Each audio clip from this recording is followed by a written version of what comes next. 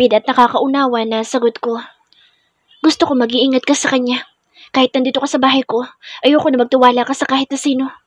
Sa uri ng trabaho ko, baon ko na ang kapahamakan. Ayoko, nahihingi yun na mangyari sa iyo pero gusto kong bilang asawa ko'y maunawaan mo na kahit saang sulok tayo nandoon, ay may panganib na nakaabang sa atin.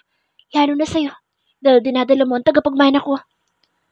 Natigilan ako sa mahabang paliwanag ni Nicolo. Ang hirap pala ng sitwasyon niya dahil kahit mga malalapit na kaibigan at mga taong nasa paligid niya ay maaari palang banta sa buhay at kaligtasan namin. Sige, tatandaan ko. Maikli lang na sagot ko. Huwag ka mag-alala.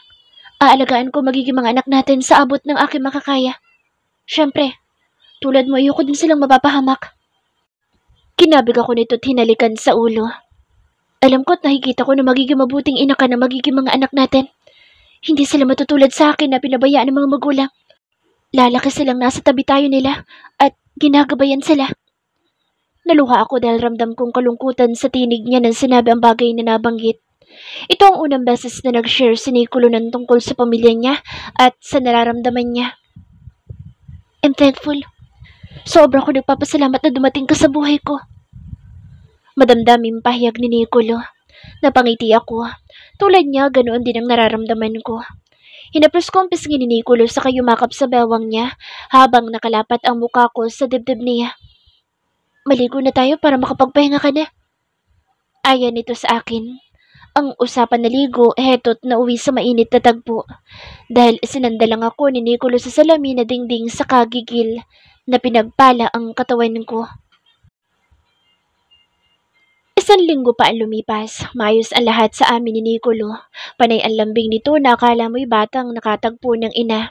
Hanggang ngayon hindi ko pa rin nakakaharap ang mama ni Nicolo dahil ayon sa kanya, mas gusto nito ang mag-isa at ayaw ng inaabala ng kahit na sino.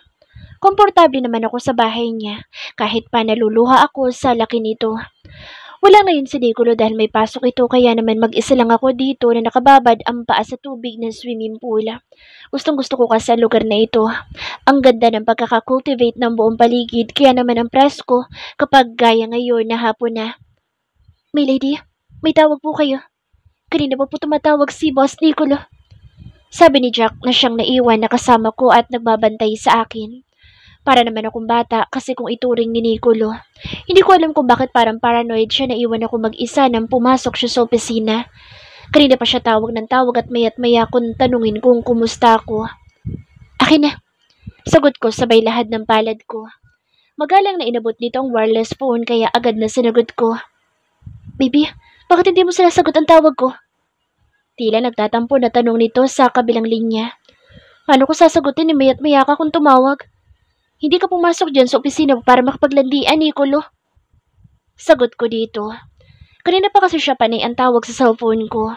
Hininaan ko ng ang volume ng ringtone ko dahil kada ilang minuto ay tumatawag ito. Baby naman, inaalala ko lang kayo ng mga anak natin. Hindi ko na siya pinatapos dahil nagiinit ng ulo ko sa kanya. Kung panay harot at paglalandi lang din ang gagawin mo dyan, mabuti pa na umuwi ka na lang dito dahil hindi naman mukhang trabaho ang pinunta mo dyan sa opisina mo. Gusto mo lang yata i-display ang sarili mo. Inis na sagot ko. Baby, shut up, Nicolo. Bulyaw ko. Nakukulili ako na maya't maya siyang tumawag. Inis na inihagis ko sa pulang wireless phone kaya natigagal ang sana ay pipigilan ako ni Jack pero natigilan ito nang titigan ko ng masama. Saglit pa ay nag-ring ang cellphone nito pero binigyan ko siya ng warning look na huwag siyang magtatangka na ibigay sa akin ang cellphone niya dahil alam na niya ang mangyayari.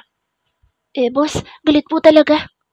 Narinig ko na paliwanag ni Jack kay Nicolo kaya inirapan ko siya. Hinagas po sa pool. Nailing na lang ako. Kahit kailan ang kulit talaga na lalaking ito. Nakakainis ng pagiging clingy niya. May lady, kung may gusto daw po kayo. Biglay tanong ni Jack sa likuran ko. Naboboring ako dito, Jack. Gusto kong puntahan ng mga kaibigan ko. Sagot ko. Biglang nakaramdam ako ng excitement dahil mag-iisang buwan na akong stuck kasama ni Nicolo, kaya hindi ko nakakasama mga kaibigan ko. Mabuti na lang at may cellphone ako dahil kung nagkataon ay baka maburyong talaga ako at lapain ko ang lahat ng tao sa paligid ko.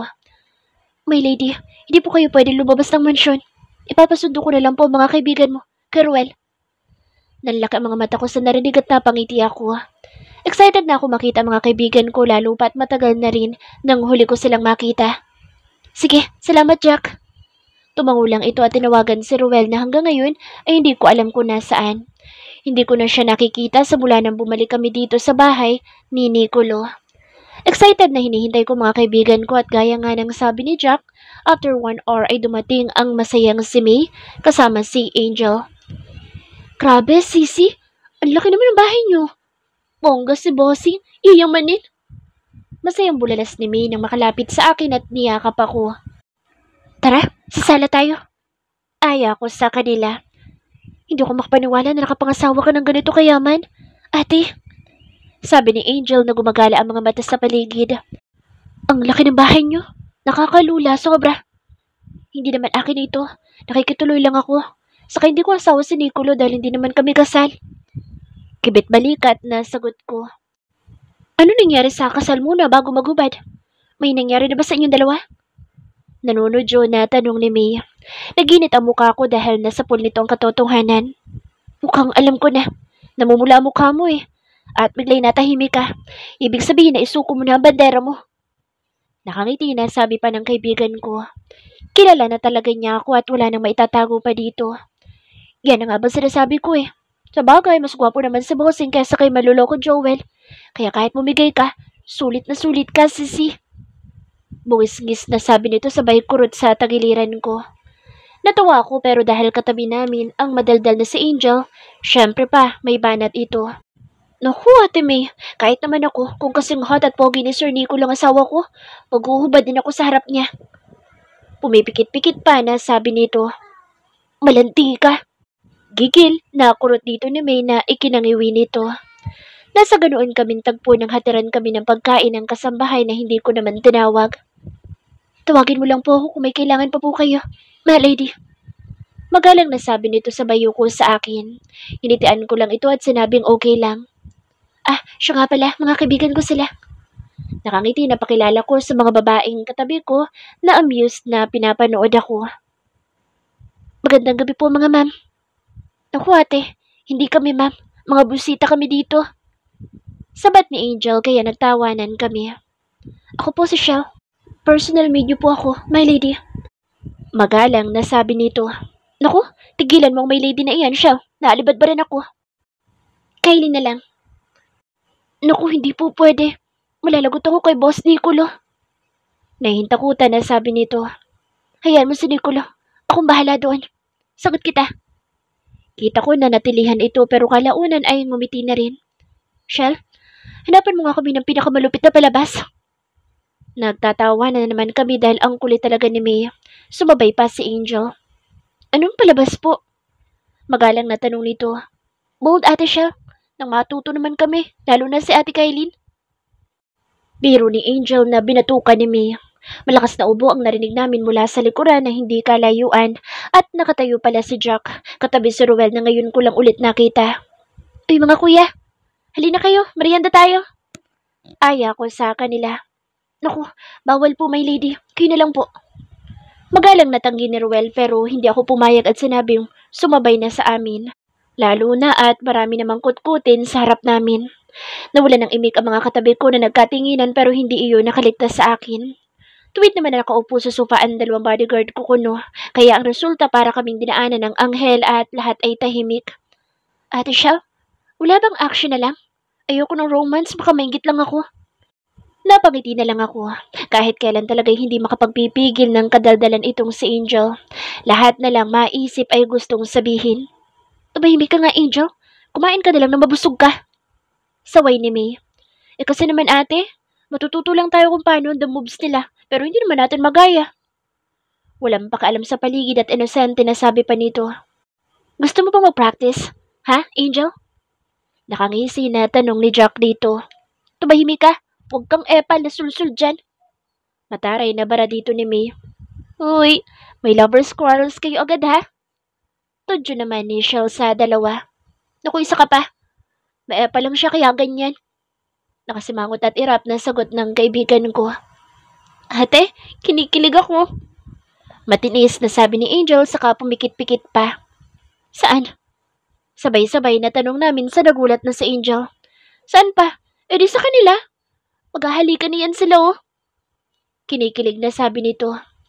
Ikaw na babaita ka? Kahit saan talaga may ganyan ka. Para yan lang kinikilig ka na? Irap dito ni May. Naman ate, may pakiramdam kaya ako. Alam ko kung paano kiligin kahit hindi pa ako nagkaka-boyfriend. Lahat kami napatingin sa tila nabilaukan na kanina pa'y tahimik na si Jack sa harap namin. Uy, uminom ka nga nito. Sabay abot ni Angel kay Jack ng nadampot na baso sa harap nito. Angel, ininuman mo na yan. Bulalas na siya na mukhang prim and proper ang isang ito. O baka dahil sa rules ni Nicolo dito sa bahay. Ayos lang yan. Wala namang namamatay pa sa laway ko. Isa pa, sa amin nga hiraman kami ng baso eh. Gusto ko matawa sa reaksyon nang hindi makatanggi na si Jack at mabilis na dilagok ang inabot ni Angel na baso. Masarap, di ba? Inosente na tanong nito. Yes. Nautal na sagot ni Jack. Nawalang atensyon ko sa dalawa nang ilipat ni May ang channel ng telebisyon. Ate naman, ayoko ng horror. Bakit mo nilipat? Reklamo ni Angel. Hindi naman kayo nanonood kaya ako na lang maghahanap ng magandang palabas. Nakakatakot naman yan. Pakiramdam ko may dudukot at kakalabit na lang ng kung ano sa akin. Matatakotin talaga ito si Angel. Palibhasa, pinakabata sa amin. Utusan ni May pero takot maiwang mag-isa sa kusina. Ito namang si May mahilig talaga sa horror movie kaya ang resulta, magulo kami gaya nito. Okay lang yan, Angel. Kasama mo kami. Walang multo ang mga ngahas na lumapit sa'yo dahil mas takot sa amin ni Jack. Ang yabang mo naman. O sa bagay, mukha ka namang multo. Banat ni May. Ang gulo niyo naman. Paano tayo makakapanood dito ng mabuti? Reklamo ni Angel.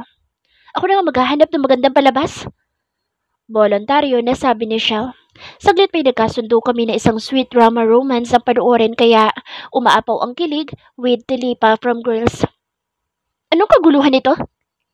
Matigas ang boss na tanong ni Nicolo na ikinagulat at ikinalingon ng lahat. Para talaga siyang delubyo kung dumating. Lahat kami natahimik at wala ni isa ang makapagsalita habang mabilis na napatayo sina Jack at Ruel sa mga upuan nila. Natutok tuloy ang mga mata ko kay Nicolo. Galit kaya siya? Sana naman hindi dahil sigurado ako malaking gulo na naman ito. Mahirap pa namang magalit lalo na't magselos itong si Nicolo. Mamaya niyan, kung ano-ano na naman maisipan niyang gawin, lalo na kapag ganitong lukot ang mukha niya at nakasamangot sa harapan ko. Napabuntong hininga na lang ako sabay ngiti sa mga kaibigan ko. Lahat kasi ay natahimik kaya sigurado akong ako ang hinihintay ng mga ito na kumilos at lumapit kay Nicolo. Nico! Bulalas ko matapos makita ang lalaking madilim ang mukha na bumungad sa harapan namin.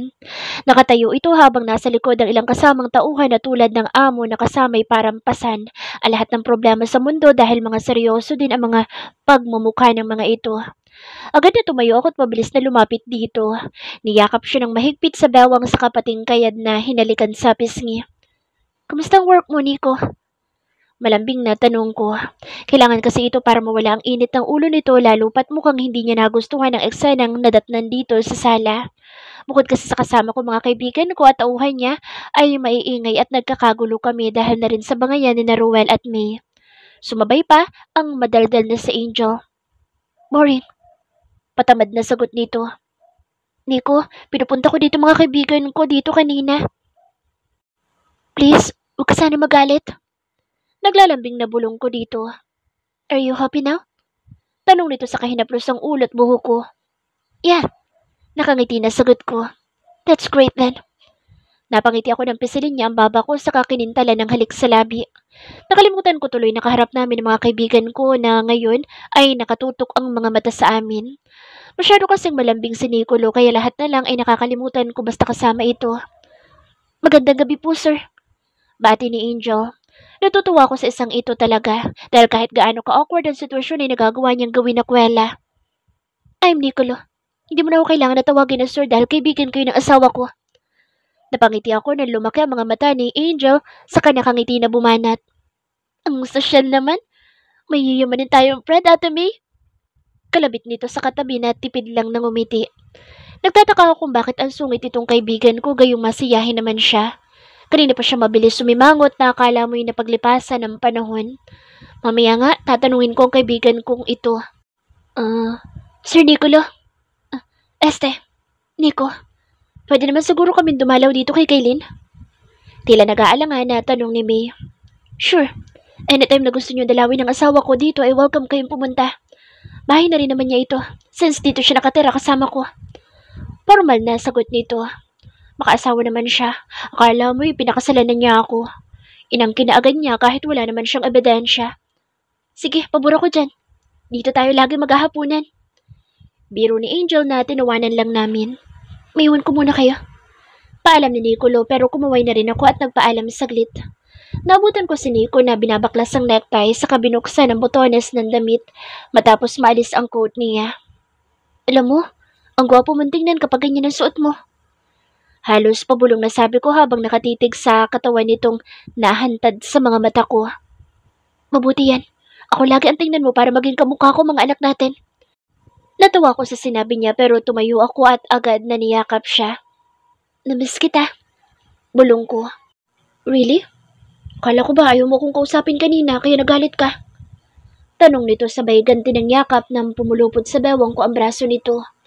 Iba yung tawag sa nakikita kita? Gusto ko lang naman na mag-focus ka sa trabaho mo para makauwi ka kaagad. Paano mo matatapos ang trabaho mo kung talababad ka sa cellphone o telepono mo? Totoo yun. Ganun talaga nararamdaman ko kaya bakit ko pa itatago kung yun naman ang totoo? Mabilis na bumaba ang mukha ni Nicolo katapat ko at agad na sinibasib ng tila naghahanap ng mga labi nito ang awang na labi ko. Ang sarap. Kagat labi na bulong nito matapos pakawala ng mga labi ko para sumagap ng hangin. Nangihina at naghahabol ako ng hininga nang bahagyang maghiwalay ang labi namin. Lagi niya talagang inuubos ang lakas ko. I really want to take you bodily pero pigil muna. Mas mahalaga sa akin ang safety ninyo ng baby natin. Bulong nito sa kamuli akong siniil ng halik. Halik na naging dahilan para manlambot ang mga tuhod ko kaya basta ko na lamang pinulupot ang braso ko sa batok nito at nangunyapit sa balikat niya. Napaungol ako nang ihiga niya ako sa kama. Bumaba sa pangako at leeg ko ang mga labi niya. I miss you more, wife. Bulong nito. Hindi ko na siya sinugot dahil inaagaw na naman ang isip ko ng masarap na nararamdaman ko. Baby, nandito mga kaibigan mo. Bulong nito. Natawan ako sa sinabi ni Nicolo. Ako nga naman na nagpapapunta sa kanila dito pero iniwan ko sila doon dahil dumating si Nico. Oo nga pala. Sige, lalabas na ako. Magbihis ka na. Sagot ko sabay buntong hininga. Babawi tayo mamaya kapag nakauwi na sila. Bulong nito. Paasa? Malakas na sabi ko. Paasa? Ano yun? Nagtataka na tanong nito. Sabi ko, pogi ka kaya? Kahit kailan talaga'y walang muwang sa salitang kanto, si Nicolo. Sa bagay, sa status nito sa buhay imposible na makikita ito sa bawat sulok ng kalsada, gaya ng mga tambay sa labas na malimit ay makita ko. Iniwan ko siya at saglit pa'y bumalik sa sala. Nabutan ko nag-aaway si May at Ruel dahil sa palabas na hindi ko alam kung anong issue ng dalawa dahil maganda naman ito para sa akin. Kayo dalawa, manahimik kayo. Ang iingay nyo? Puna ng tahimik na si Jack. Siya kasi, nauna ka. Sabay na turo ng dalawa sa isa't isa. Gusto ko tuloy matawa nang makitang nagpupuyo sa galit si May habang nakangisi naman ang malokong si Ruel. Ah, Ruel? Saan ka pala naglagi? Hindi kita nakikita dito noong nakaraan. Tanong ko. May iba akong posting. Si Jack na pubalit sa akin na bagong bodyguard mo, my lady. Napatango ako sa sagot dito. Sa bagay, may iba nga naman siyang trabaho at hindi lang ang magbantay sa akin gaya ng akala ko. Doon mo ba nakuha mga pasamo? Curious na tanong ko. Naalala ko kasi na may black eye ito at pumutok ang labi ng umagang bago kami umuwi dito. Kita ko kung paano natawa si Jack. Marahil naalala nito ang dahilan kung bakit nagkaganon si Ruel. Nauntog lang po ako, my lady. Palusot nito. Hoy, masama magsinungaling, Ruel. Ako din naman nauntog pero hindi naman nabangasan ang mukha ko. Napangiti ako ng sama ng tingin ni Ruel si May. Daig pa ng dalawang ito ang naghihintay lang ng pagkakataon na mag-away sa harapan namin palagi. Saglit pa at nagkasundo din ang lahat nang ayain ko silang kumain matapos sabihin ni Shell na handa na ang hapag. Ako na mismo ang tumawag kay Nicolo na kalalabas lamang pala ng shower room. Feeling ko, ako ang gusto mo maging hapunan. Nakangiti na sabi ni Nicolo matapos makita kung paano ko titigan ang exposed niyang katawan habang bahagyapan tumutulo ang ilang patak ng tubig sa balikat at dibdib nito. Napakagatlabi na lang ako dahil kung ano-anong pumapasok sa utak ko. Magbihis ka na makakain na tayo. Bago pa magkatotoo sinasabi mo. Natawa lang ito saka kumindat pa sa akin. Nicolo, landi mo. Ani ko nang gumiling ito ng sayaw sa harapan ko. Ang walang hiyang si Nicolo, kala mo macho dancer sa harap ko. Akitin kaya kita. Malanding sabi nito sabay giling. Leche, maharot ka. Napahiyaw ako ulit nang tagalin niya ang tuwalya sa bewang niya habang nakatitig sa mga mata ko. Pulang-pula mukha ko habang nagiinit ng todo. Labayan mo ako, Nicolo! Impit na tili ko nang humakbang ito sabay halik sa leeg ko at yakap sa bewang ko. Ano? Naaakit ka na lalo sa akin? Bulong nito. Hindi. Ang laswa. Mukha kang si Bangkanor sa kanto. Tumatawa na sagot ko. Ang hirap mo namang akitin. Natatawa na sagot din ito na humawalay sa akin. Sino ba kasing may sabing maaakit mo ko sa ganyan? Magbihis ka na tagugutom na ako. Sabi ko sabay irap dito. Panay lang ang tawa ko nang damputin nito ang tuwalya sa sahig saka gumiling pa na akala mo'y hinangin lang siya. Loko talaga ang Nicolo na ito. Hindi ko akalain na may tinatago din palang kapilyuhan at kalokohan sa katawan. Akalain ko bang may kabaliwan din pala ang lalaking ito na akala mo'y seryoso lang at galit sa lahat ng mga taong nakaharap. Hindi ko tuloy alam kung matatawa ako o ano sa ikinikilos dito. May pagiling-giling pa siyang nalalaman. Parang sagwa naman ang tigas ng katawan. Akala naman niya, maaakit ako. Pero nakapagpigil pa naman ako. Mabuti na ito dahil nasa labas pa mga kaibigan ko. Baka kung ano na naman isipin ng mga iyon lalo na't nagtagal ako dito sa loob kasama si Nicolo. 3 buwan na ako nandito sa bahay kasama si Nicolo. 4 na araw na nakakaraan simula na magpaalam siyang may importante umanong pupuntahan na meeting sa Hong Kong. Alam ko kung gaano siya kaabala dahil nakikita ko rin naman sa kanya. Kaya nga nagtataka ako kung paano niya nagawang manatili sa loob ng 2 linggo kasama ako noong naka-quarantine ako dahil sa peking COVID virus na pakulo niya. Para lamang manatili ako sa bahay na iyon kasama siya. Nakakatuwa nakikita kong pag-aalaga sa akin ni Nicolo. Ramdam ko na kami ng mga anak niya ang priority niya at laging inuuna sa lahat ng bagay. Tulad ng dati, gabi na naman pero kahit alas 10 na hindi pa rin ako makatulog. Namimiss ko si Nicolo kaya hinihintay ko ang tawag niya bago matulog gaya ng nakasanayan ko nitong mga nakaraang araw. Simula nang umalis siya. Hindi ako mapakali. Pakiramdam ko ang alinsangan kaya naligo ulit ako kahit pamalakas ang buga ng aircon sa silid. Nagpupunas ako ng basang buhok nang naisip ko na buksan ang telebisyon. Dahil wala namang magandang palabas, ay nilipat ko ito sa isang channel at sakto na airing ang isang talk show ng isang sikat na network dito sa bansa. Hindi ako makapaniwala sa nakikita ko. Malinaw at sigurado ako na si Nicolo ang lalaking katabi na isang magandang babae na masaya at halatang proud katabi ang seryosong si Nicolo na magkahawak pa ng kamay habang binabati sila ng host. So, tell us about the engagement party yesterday, Mariel. Sabi ng host. Nanginig ako at nabitawan ng remote. Hindi totoong nasa Hong Kong si Nicolo dahil nandito siya sa bansa at engaged na sa magandang babaeng tinawag na Mariel Pineda. Namuo ang luha sa mga mata ko. Hindi ko inaasahan ang bagay na mapapanood ko lalo na't ang mismong masaksihan kung paano ipinakita ng babae ang maganda niyang engagement ring na naka-zoom ngayon sa telebisyon, amounting 100 million pesos. Nanlumo ako. Ano nga naman ang laban ko sa babaeng kasama niya? Halatang edukada, sosyal at mayaman samantalang ako, isang pipitsugin lang na kung sino dahil sa napulot lang ni Nicolo sa kung saan matapos na pangahas ko siyang halikan. Ang sakit pala ng ganito. Mas masakit pa sa ginawa ni Joel sa akin dahil nangyari iyon nang hindi ko pa naibibigay ang sarili ko sa kanya. Hindi ako buntis at lalong hindi itinatago na parang kabit. Mr. Mondego, ngayon magpapakasal na kayo ni Mariel. Any possibilities na magsanib ang Giant Mondego Corporation at Pineda Empire? Tanong ng host. Yes. Tipid pero seryoso nitong sagot. Mariel, handa ka na bang kalimutan na maging top runway model sa Italy para sa kasalan sa sunod na buwan? Tanong ng host na mabilis na sinagot ng babae. I do. In fact, matagal na namin itong plano ni Nicolo. It's about time na tumigil na ako sa modeling since I'm not getting any younger anymore. And Nico too.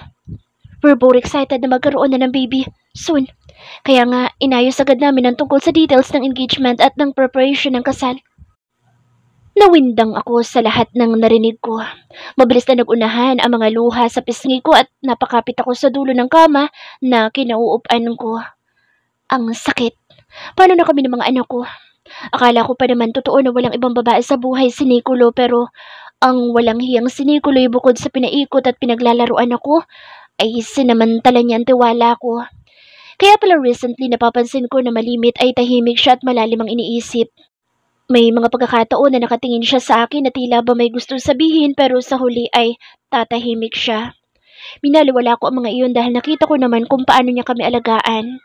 Ipinaramdam niya sa akin ang importansya ko, pero balat bunga lamang pala ang mga iyon.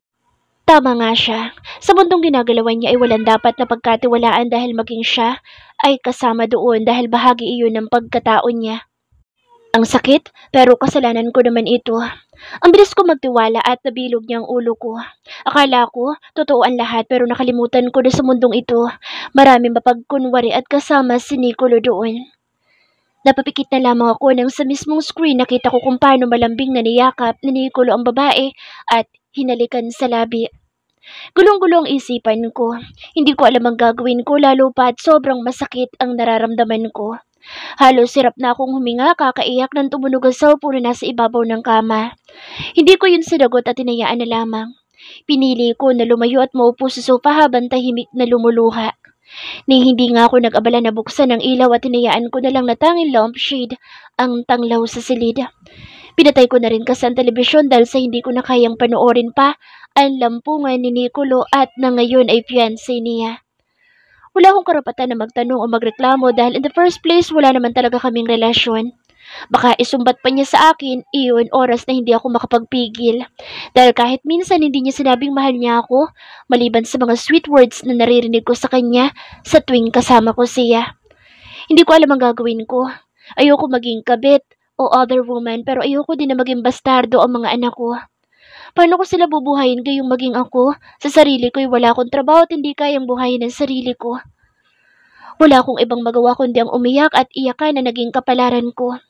For the first time, nagalit ako sa mundo at sa lahat ng mga taong nakapaligid sa akin. Galit ako sa mga magulang ko at lalong galit na galit ako kay Nicolo. Hinaplos ko ang tiyan ko at kagatlabi na pilit na pinipigilan ko ang malakas na hagulhol dahil alam ko na hindi ito makabubuti sa mga anak ko. Oo nga, galit ako sa tatay nila pero hindi ko pwedeng kalimutan na nanay na ako at may mga batang maapektuhan, oras na hayaan ko na talunin ako ng emosyon ko. I'm sorry mga anak. Hindi ko alam kung paano tayo mabubuhay ng normal.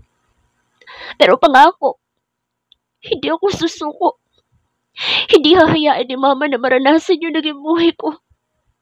Ayoko na maramdaman niyo ang kakulangan ko. Bulong ko habang paulit-ulit na hinahaplos ang maumbok na tiyan ko. Hindi pa sila ganoong kalaki pero kahit 4 na buwan pa lang sila ay para na itong 7 buwan dahil sa healthy sila at 3 sa sinapupunan ko. Hindi ko naramdaman o narinig na may kumatok dahil napansin ko na lang na may pumasok sa loob ng silid ko. Malinaw na nakita ko si Dr. Miranda na patungo sa kama ko para marahil hanapin ako at tingnan ang kondisyon ko. Siguro, kung nakinig ako sa kanya, hindi mangyayari ito. Una pa lang ramdam ko na binalaan na niya ako kay Nicolo pero dahil nagtiwala ako dito ay hindi ako nakinig sa kanya. Jesus Christ! Ano nangyari sa'yo? Nagulat si Miracle na makita kong parang multo na tuwid na nakaupo sa sofa. Alam mo bang kanina pa tumatawag sa'yo si Nicolo? Kaya tinawagan niya ako para papuntahin dito sa silid mo at tingnan ka kung ayos lang ba. Kayo ng mga bibi mo. Sa narinig na sinabi nito ay lalo lamang akong naluha. Nagdududa ako sa kanya dahil yun ang itinanim ni Nicolo sa utak ko pero heto siya. Sa kabila ng lahat ay nag-aalala sa amin ng mga anak ko. Ano nangyari? Bakit ka umiiyak ng ganito? Tanong nito pero lalo lamang ako napaiyak ng malakas. Umuuga ang balikat na niyakap niya ako. Si Nicolo. Niloloko niya ako. May babae siya, di kakasal na sila soon. Sabi ko sa pagitan ng masaganang luha ko. Baka hindi totoo iyan. Alam mo naman kung gaano kakamahal ni Nicolo. Umiling ako. Hindi ko alam kung pati sa Miracle ba hindi alaman tungkol dito o baka naman pinagtatakpan lamang niya si Nicolo. Anong alam mo, Miracle? May nalalaman ka ba tungkol sa girlfriend ni Nicolo? Nangaarok ang paningin na tanong ko dito. Naglumikot ang mga mata nito saka sumagot. Wala. Hindi ko alam. Pasensya na. Nauutal na sagot dito. Please, Miracle. Babae ka rin. At alam ko na may ideya ka ng pakiramdam kung paano lukuhin ang mga taong nakapaligid sa'yo. Wala akong ibang pwedeng pagkatiwalaan sa bahay na maliban sa'yo. Pakiusap ko. Niyakap niya ako ng mahigpit matapos sabihin iyon habang hinahaplos ang likod ko. Marami nang dumating at nawala ng mga babae sa bahay na ito. Like what I've told you before, hindi mo kilala kung anong klaseng tao si Nicolo. Kung mahina sikmura mo, hindi mo kakayanan ng buhay na meron siya. Marami mga babae ang nagkakandara pa sa kanya. Mga babaeng gagawin na lahat makuha at masilo lamang ang isang Nicolo Mondeco. He has a lot of money, a huge amount and many businesses, legal man o illegal. Maraming babae ang nakapaligid sa kanya kahit saan siya magpunta. Kaya nga nagtataka ako why so sudden ibinahay ka niya gayong he used to play around. Siguro nakita niya na inosente ka. Walang muwang at virgin pa. It's a challenge for him. Lalo na at na-attract siya sa'yo since he can play well. Kapag nagsawa na siya gaya ng iba, hindi ko na masasabi pa dahil marami na ako nasaksihan mula noon hanggang ngayon na hindi na namin nakita pa. Siguro hinihintay lamang niya na makapanganak ka dahil yan ang alam ko na matagal na niyang gustong ma-achieve sa mga babaeng ibinahay niya mula noon. Tulala ako matapos ang mahabang paliwanag ni Miracle. All along, isa lamang itong laro at alam ito ng mga taong nakapaligid sa akin pero ni isa'y walang nagsalita. Kaya nagmukha akong tanga na akala ko'y totoo ang lahat.